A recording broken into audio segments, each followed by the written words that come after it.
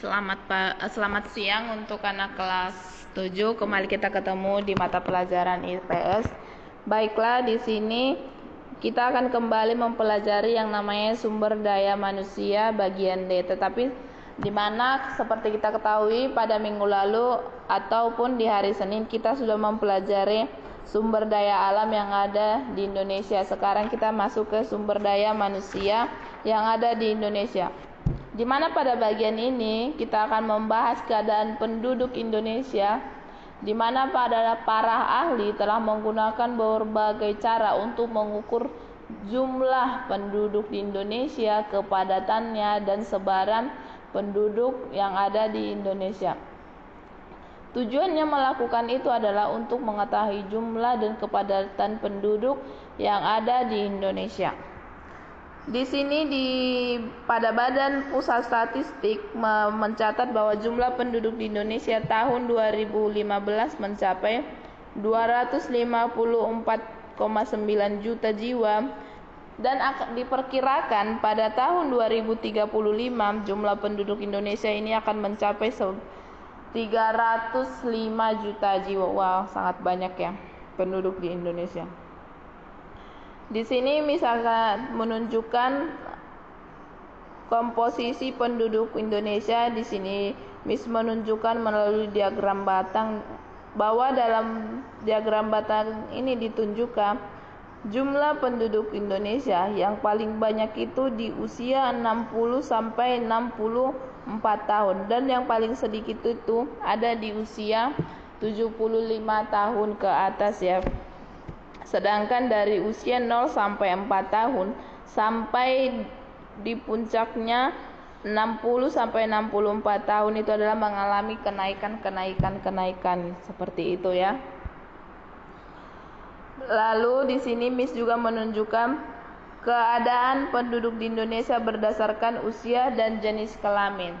Di sini di bagian ini ditunjukkan bahwa berdasarkan usia dan jenis kelamin ada di sini dinamakan piramida penduduk muda, ada piramida penduduk stasioner dan piramida penduduk tua.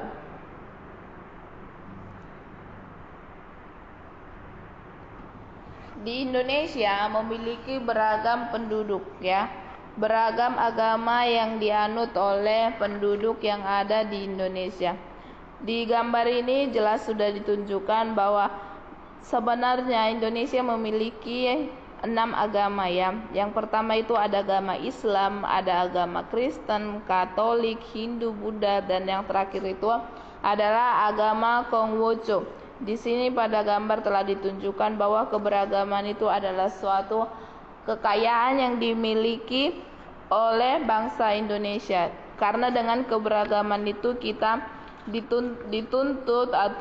dituntun untuk menjadi manusia yang saling menghargai yang namanya perbedaan yang satu sama yang lain, baik itu perbedaan agama, suku, budaya, dan lain sebagainya. Lalu kita masuk ke penduduk usia kerja. Jadi penduduk itu dibagi menjadi penduduk usia kerja yang digolongkan berdasarkan angkatan kerja dan bukan angkatan kerja. Ya. Di sini bisa dilihat di situ ada penduduk berdasarkan angkatan kerja dan penduduk yang bukan angkatan kerja. Lalu setelah itu berdasarkan letak geografisnya, Indonesia dapat menggolongkan penduduk berdasarkan lokasi tempat tinggalnya. Penduduk dapat dibedakan menjadi 2 letak geografis, yaitu jelas Indonesia itu memiliki penduduk yang geografisnya itu ada yang pedesaan dan juga perkotaan. Yang jelasnya kita tahu bahwa Jakarta itu adalah kota besar, itu adalah salah satu gambaran bentuk kota. Sedangkan pedesaan itu adalah suatu lingkungan yang mayoritasnya memperoleh penghasilan itu adalah dari sektor pertanian.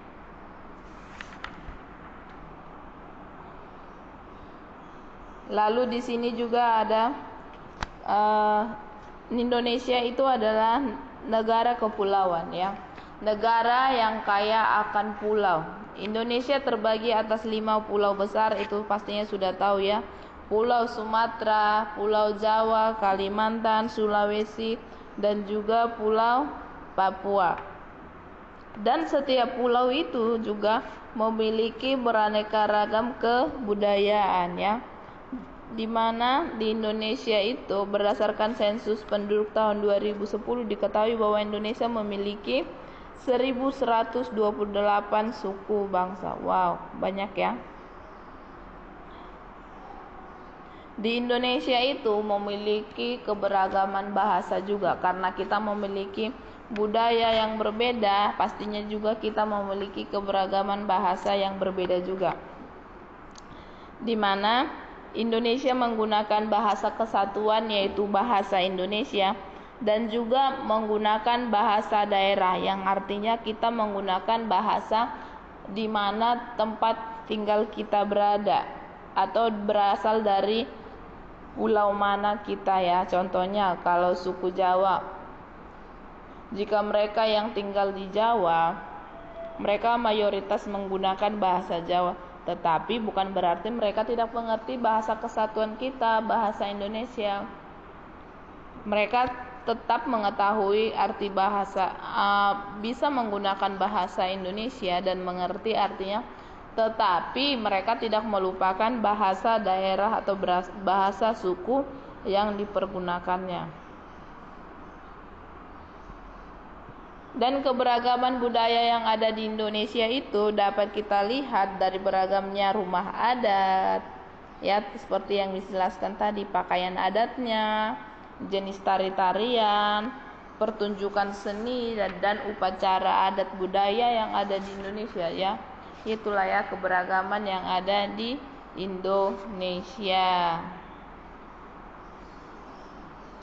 Sekian penjelasan tentang keadaan penduduk di Indonesia, yaitu sumber daya manusia. Sedikit penjelasan Miss. Setelah itu, setelah mendengarkan penjelasan Miss, buka buku pena ya, buka buku pena halaman berapa? Halaman 11.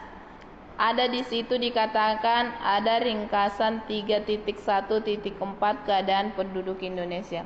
Setelah dibuka halaman 11 buku pena IPS, lalu di halaman 12 diminta di situ untuk mengerjakan aktivitas belajar 3.1.4 bagian A, bagian B yang ada di halaman 13 dan bagian C-nya yang ada di halaman 14 ya. Bagian A, bagian B, dan bagian C berarti dimulai dari halaman 12 sampai di halaman 15. Dikerjakan di buku pena ya nak, dikerjakan di buku pena, diisi langsung di kolom kotaknya itu. Lalu kalau yang di bagian B menjawab pertanyaan, kalau tidak muat ditulis di secari kertas lalu diselipkan. Lalu bagian C kembali diisi dalam kotaknya. Sekian penjelasan dari Miss Lita. Selamat mengerjakan, Tuhan Yesus memberkati.